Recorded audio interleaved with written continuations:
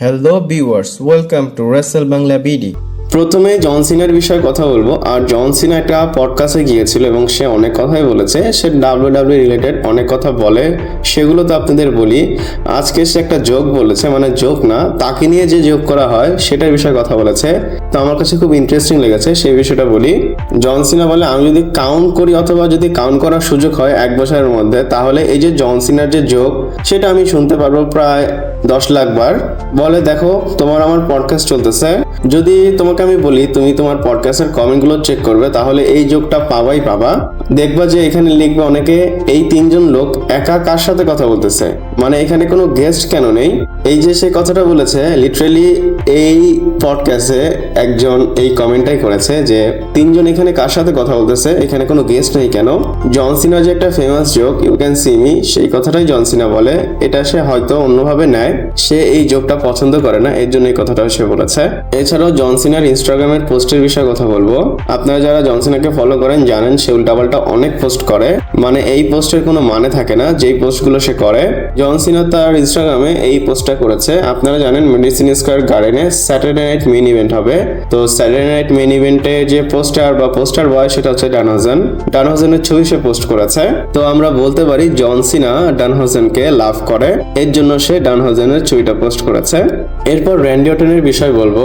আর Randy অর্টনের কোনো return update না। আপনারা অনেকেই বলেন যে ভাই র্যান্ডি অর্টন কবে আসবে, তার অবস্থা কি, সে কেন আসতেছে না। প্রথমেই বলে দিই, র্যান্ডি অর্টন কোনো ইনজুরিতে পড়েনি।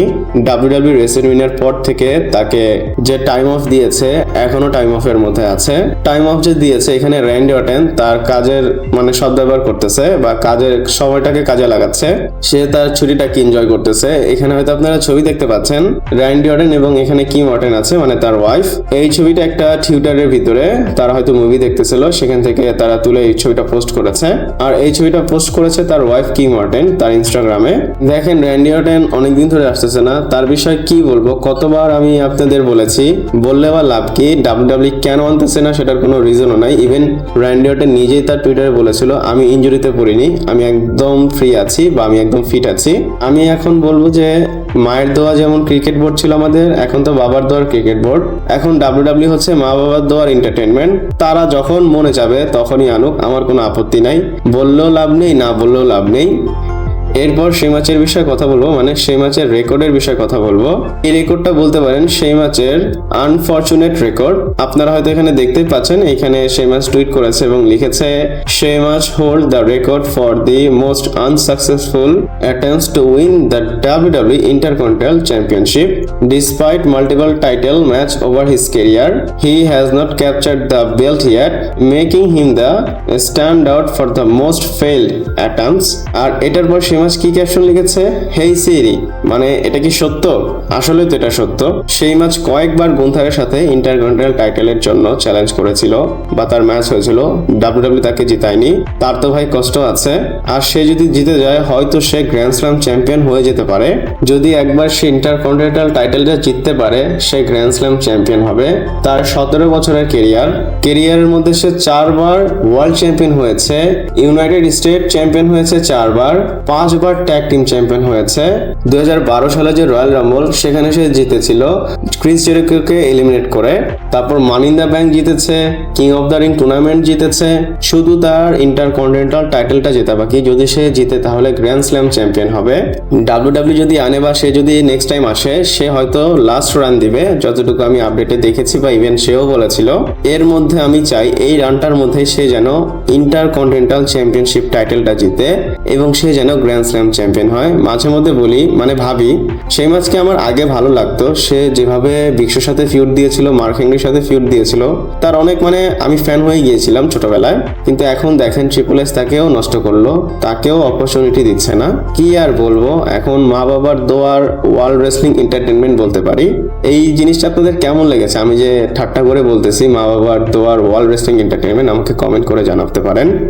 এরপর বলবো রোমান রেইন্স এবং সেথ রলিন্সের যে ম্যাচ হতে যাচ্ছে সামার স্ল্যামে for the WW world heavyweight championship. যতবারই এদের ম্যাচ হয় আমাদের একটা কাহিনী দেখানো হয় বা আমাদের এমনভাবে দেখানো হয় যে সবসময় সেথ রলিন্স ফ্লেক্স করে আমি তোমাকে ক্লিন হারিয়েছি, তুমি আমাকে ক্লিন হারাতে পারোনি। এই যে সেথ রলিন্স ফ্লেক্স করে, সেথ রলিন্সকে কখনো রোমান রেইন্স হারাতে পারেনি। এটার মধ্যে আসলে সত্যতা কি? আপনাদের আমি এটার পিছনে আসল সত্যটা কি সেটা বলবো। আগে সত্যটা বলি, পরে আপনাদের টাইম ডেট বলবো। এমন না যে কখনোই হারাতে পারেনি, সেথ রলিন্স ক্লিন হেরেছে রোমান রেইন্সের এগেনস্টে। 2017 সালে মানডে নাইট রতে একটা এপিসোড হয়েছিল, সেখানে তারা ম্যাচ করেছিল। তো সেখানে রোমান রেইন্স ক্লিন হারিয়েছিল সেথ রলিন্সকে এবং 17-র আগেও অনেকবার তাকে ক্লিন ভাবে হারিয়েছিল যখন অথরিটির গেমিক ছিল সেথ রলিন্সের ওই সময়। এই যে সেথ রলিন্স হেরেছে এতবার, কিন্তু আপনাদের প্রশ্ন হচ্ছে সে হারার পরও কেন ডাব্লিউডাব্লিউ এইভাবে স্টোরি আমাদের দেখাচ্ছে যে কখনো সেথ রলিন্সকে হারাতে পারেনি রোমান রেইন্স। আসলে ডাব্লিউডাব্লিউ এমন ভাবে এটা দেখাচ্ছে মানে হচ্ছে যখন মেজর কিছু মানে মেজর ইভেন্ট চলে আসে বা স্টেকটা হাই হয়ে যায়, যখন রোমানের জন্য জিনিসটা অনেক বেশি ম্যাটার করে, তখন রোমান রেইন্স সেথ রলিন্সকে ক্লিন ভাবে হারাতে পারেনি। আবার এটাও বলতে পারেন যখন জিনিসটা ম্যাটার করে অনেক রোমান এবং সেথের, সেথ রলিন্স জিতে বা সেথ রলিন্স ক্লিন ভাবে হারে না, রোমান রেইন্স ক্লিন ভাবে তাকে হারাতে পারে না। এইখানে যদি আপনারা বিহাইন্ড দ্য স্টোরিতে যান এবং খুব লজিক ভাবে দেখেন, আপনারা বলবেন এটা তো কোনো স্টোরি না। যেহেতু সেথ রলিন্সকে হারিয়ে দিয়েছে ক্লিন ভাবে 2017 সালে লাস্ট টাইম, তাহলে কেন এই জিনিসটা ডাব্লিউডাব্লিউ বারবার দেখাচ্ছে? এইখানে আমি বলি ডাব্লিউডাব্লিউ কিভাবে বোঝাতে যাচ্ছে। লাস্ট ইয়ার রেসলম্যানিয়াতে যদি দেখেন সেথ রলিন্স মেজর ইভেন্টে জিতেছে, ইভেন সেথ রলিন্স তার প্রমোতে এই কথাগুলো বলেছে। সেথ রলিন্স বলেছে যখন মেইন কোনো টপিক আসে তখন তুমি আমাকে কখনো ক্লিন ভাবে হারাতে পারোনি। এক কথায় মেজর পেলিতে অথবা স্টেক হাই যখন হয়ে যায় বা জিনিসটা অনেক বেশি ম্যাটার করে রোমান এবং সেথের, তখন রোমান রেইন্স ক্লিন ভাবে হারাতে পারেনি। এইটাই হচ্ছে মেইন স্টোরি। আশা করি আপনাদের বোঝাতে পেরেছি। এরপর স্যামি জেন, বেকি লিঞ্চ এবং কেভিন ওয়েন্সের বিষয়ে কথা বলবো। স্যামি জেনের জন্য বেকি লিঞ্চ একটা সারপ্রাইজ প্ল্যান করে এবং তাকে সারপ্রাইজ দেওয়ার জন্য কেভিন ওয়েন্স আসে। আর স্যামি জেন দেখেছে মানে যখন স্যামি জেন কেভিন ওয়েন্সকে দেখেছে খুবই আনএক্সপেক্টেড ছিল, তার রিয়াকশন দেখেই বোঝা যাচ্ছিল স্যামি জেন হয়তো জানতো না যে এখানে কেভিন ওয়েন্স আসবে। এবং কেভিন ওয়েন্স স্পেশাল টি শার্টের মধ্যে এই যে আমরা যে গিফট দেই, গিফটের মধ্যে যে র্যাপটা দেই সেটা তার টি শার্টে পরে এসেছিল, মানে সেটাই হচ্ছে মেইন গিফট স্যামি জেনের জন্য, মানে কেভিন ওয়েন্স হচ্ছে গিফট। এছাড়াও তারা তিনজন একসাথে ছবিও তুলে যখন ছবির পোজ দিচ্ছিল তখন কেভিন ওয়েন্স স্যামি জেনের মেইন পয়েন্টে বাড়ি দিয়েছে। আর ভিডিওতে দেখে বোঝাই যাচ্ছে যে তারা কতটা আসলে ক্লোজ। এরকম কি আপনাদের ফ্রেন্ড আছে যারা মাঝে মধ্যে আপনাদের সাথে এরকম মজা করে মেইন পয়েন্টে বাড়ি দেয়? কোনো কিছু হলে আমাকে অবশ্যই কমেন্ট করে জানাবেন। এরপর ব্লাড লাইনের স্টোরির বিষয়ে কথা বলবো। আমরা এখন ব্লাড লাইনের স্টোরি দেখতে পাচ্ছি না, কিন্তু ব্লাড লাইনকে একসাথে দেখতে পাচ্ছি। এবং এই যে স্টোরিটা শুরু হবে বা যেটা শুরু হচ্ছে সেটা মনে করেন না যে খুব তাড়াতাড়ি শেষ হয়ে যাবে, হলে আগের মতো হলো তারপর শেষ হয়ে গেল। আপডেটটা এসেছে ফলস ফিনিশ HQ'র তরফ থেকে এবং আপডেটে বলা হচ্ছে যে ডাব্লিউডাব্লিউ এই যে ব্লাড লাইন স্টোরি র স্ম্যাকডাউনে চালাচ্ছে, এই স্টোরিটা ডাব্লিউডাব্লিউ নিয়ে যাবে একদম রেসলম্যানিয়া পর্যন্ত। একদম এই স্টোরিটা আপনারা রেসলম্যানিয়া 43 রিয়াদ সৌদি আরবিয়া পর্যন্ত দেখতে পারবেন। ডাব্লিউডাব্লিউ এখানে তার যে কাজ সবকিছু প্যাক করে ফেলেছে, মানে একদম রেডি করে ফেলেছে। যখনই সময় হবে তখনই স্টোরি রান করবে। এই ব্লাড লাইনের যে স্টোরি লম্বা স্ট্রেচ হবে, আমি শিওর এটা অনেক বেশি লম্বা হবে এবং আমি হোপ করতেছি ডাব্লিউডাব্লিউ যেন নষ্ট না করে ফেলে এই স্টোরিটাকে, কারণ এর আগেও কিন্তু ব্লাড লাইন স্টোরি হয়েছে। যদি সেম জিনিস আমাদের দেখায় তাহলে কিন্তু এটা নষ্ট হয়ে যাবে। আমি চাই এই স্টোরিতে ডিফারেন্ট কিছু লেয়ার, আর অবশ্যই ডিফারেন্ট কিছু ব্লাড লাইন স্টোরিতে দেখাবে, এটা আমরা সবাই জানি। আমি পার্সোনালি স্টোরি দেখতে চাই, আপনার স্টোরি দেখতে চান কিনা আমাকে কমেন্ট করে জানাতে পারেন। ভিডিওটা এই পর্যন্ত ছিল, ভালো লাগলে লাইক, কমেন্ট, শেয়ার, সাবস্ক্রাইব করে পাশে থাকবেন। পরবর্তী ভিডিওতে আবার দেখা হচ্ছে।